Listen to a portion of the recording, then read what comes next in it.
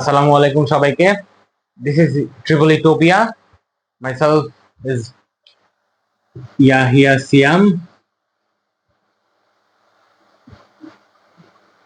I am from SAST, Tripoli. This is my introduction. So let's get started.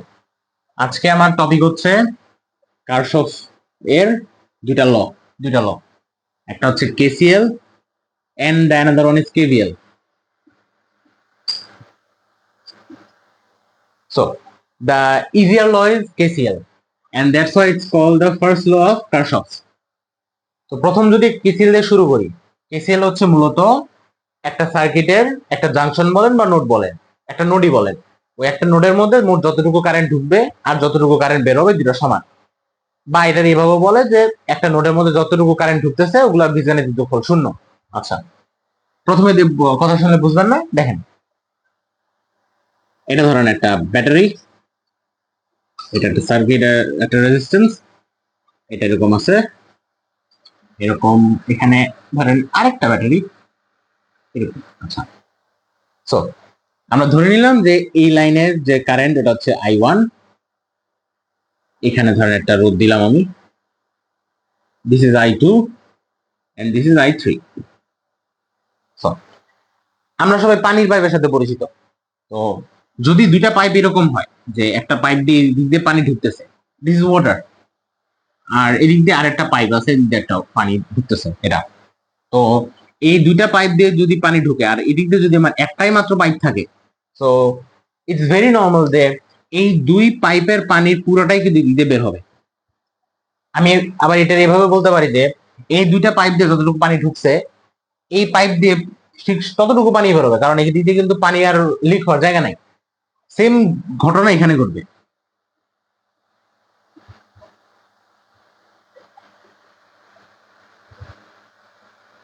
Same ঘটনা যদি বলি, দেখেন I1 current এই wire দিয়ে চলতেছে। আচ্ছা, এটা কিন্তু একটা নোড, তো আমার এই নোডে KCL অ্যাপ্লাই করতে হবে। এই KCLটা আমি এই নোডে অ্যাপ্লাই করব।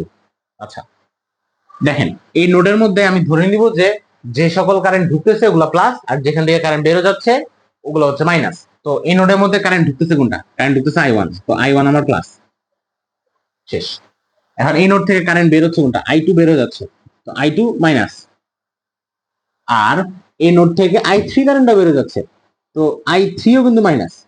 আমি কি বলছি? বীজগাণিতিক যোগফল শূন্য, সো ইটস ইকুয়াল টু 0। আবার এটার আরেকভাবে প্রমাণ করা যায় যে যতটুকু কারেন্ট ঢুকছে ঠিক অতটুকু কারেন্ট কিন্তু বেরোতে হবে। তো এটা যদি আমি চেষ্টা করি, দেখেন এখান দিয়ে জাস্ট ঢুকতেছে I1 কারেন্ট, আর এই I1 কারেন্টটাই I2 আর I3 কারেন্ট দিয়ে বেরো যাচ্ছে। তো আমি এটা ডিরেক্ট এভাবে লিখতে পারি যে I2 plus I3 is equal to I1 and these two equations are basically the same, একই জিনিস, শুধু এপাশ ওপাশ করলে আসে পড়ে। That's the KCL or Kirchhoff's current law। আচ্ছা, এখন আরেকটু যদি ডিফিকাল্ট সার্কিটে যাই তাহলে আচ্ছা হাত দিয়ে কাজ চালাতে হবে।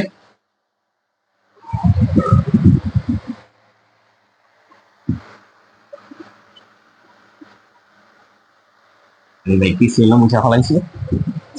আচ্ছা, যেটা আরেকটা ধরেন এরকম সার্কিট হলো, আমি আর রেজিস্ট্যান্স রাখলাম না, ধরেন ব্যাটারি আছে, আমি সার্কিটের একটা জাস্ট একটা নির্দিষ্ট পোর্শন আঁকতেছি। তো এটা হচ্ছে একটা ওয়্যার, রেজিস্ট্যান্স সার্কিটে রেজিস্ট্যান্স আছে, শর্ট সার্কিট না। তো এদিক দিয়ে ধরেন এরকম এরকম আছে। তো এই কারেন্ট ধরেন হচ্ছে I1 যেটা ঢুকতেছে, ওর মান দিলাম আমি 5 অ্যাম্পিয়ার। এই কারেন্টের নাম দিলাম আমি ধরেন, আচ্ছা এটা পরে দিই, এটা ধরেন হচ্ছে I2 আর এটা ধরেন হচ্ছে I3। I2 হচ্ছে আপনার 2 অ্যাম্পিয়ার, I3 হচ্ছে আমার 4 ampere. That's basically not possible. আমরা এটা একটু ঘুরাই দিই, এটা এরকম, আমাকে ধরেন I4টা বের করতে হবে। ওকে, আমাকে এই I5টা বের করতে হবে। এই I6 মনে করেন আমি দিয়ে রাখছি হচ্ছে আবার 1 অ্যাম্পিয়ার, আমার এই i7টা বের করতে হবে, আর এখানে আমার i8টা বের করতে হবে। দেখেন এখানে এটা কিন্তু একটা নোড, এইটা হচ্ছে একটা নোড। তো এই নোডে যদি আমি কেসিএল অ্যাপ্লাই করি তাহলে এই নোডে কি আসবে? এই নোডে কেসিএল অ্যাপ্লাই, এটা ধরো আমার 1 নাম্বার নোড। 1 নাম্বার নোডে যদি আমি কেসিএল অ্যাপ্লাই করি তাহলে আসবে হচ্ছে, দেখেন i1 কারেন্ট ভিতরে ঢুকতেছে, তো i1 কারেন্ট হচ্ছে প্লাস। ওকে, ভালো। i3 কারেন্টটা দেখেন, i3 কারেন্টও কিন্তু ভিতরে ঢুকতেছে। ওকে, i3 প্লাস i5 কিন্তু নোড থেকে বেরো যাচ্ছে, তো i5 হচ্ছে মাইনাস, এটা সমান হচ্ছে 0। তো আমার কাছে মান আছে অলরেডি। i3 মান হচ্ছে, i1 এর মান হচ্ছে 5, i3 মান হচ্ছে 4 minus i5 equal to 0। i5 এর মান আসছে কত? 9 এম্পিয়ার।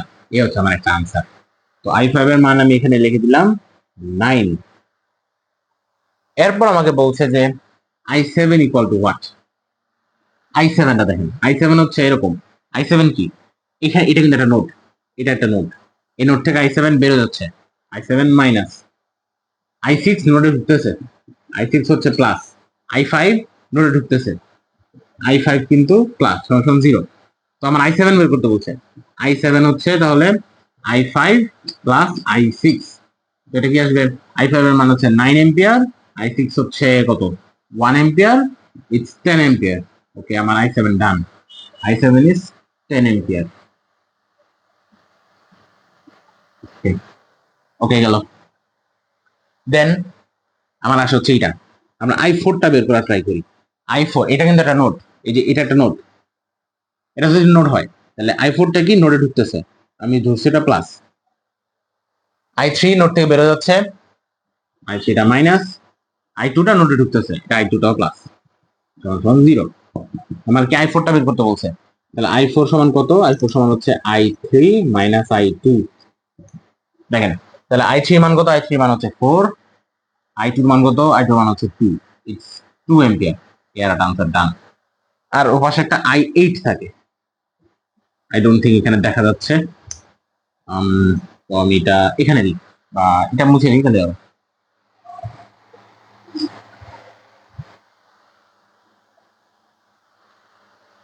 কারণ i8 এর ব্যাপারটা, i4 কত ছিল? i4 ছিল আমার 2 এম্পিয়ার। এখন আমার i কোটা বাদ থাকে, i8 বাদ থাকে। তো এটা কিন্তু একটা নোড, এটা একটা নোড, এই নোডের মধ্যে i7 ঢুকতেছে, i7 প্লাস দিলাম আমি, i4টা নোড থেকে বের হয়ে যাচ্ছে, i4 হচ্ছে মাইনাস, আর i8টা নোড থেকে বের হয়ে যাচ্ছে, i8 হচ্ছে মাইনাস, এটা হচ্ছে 0। এখান থেকে একটা ইকুয়েশন পাইলাম, এই ইকুয়েশন থেকে আমার বের করতে হবে i8 কত।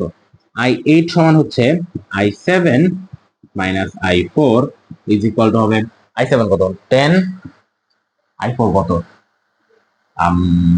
2, ইটস 8 এম্পিয়ার। এই তো এইভাবে এক একটা নোডে আলাদা আলাদা করে বারবার কেসিএল অ্যাপ্লাই করলে আপনি আস্তে আস্তে আপনার যেটা চাইছে, যে কারেন্টই আপনাকে বলেন না কেন, এরকম কেসিএল অ্যাপ্লাই করে আপনি কিন্তু এই কারেন্ট গুলো ইজিলি বের করতে হবে, এটা কোনো প্যারাই না। তো দ্যাটস অল ফর টুডে।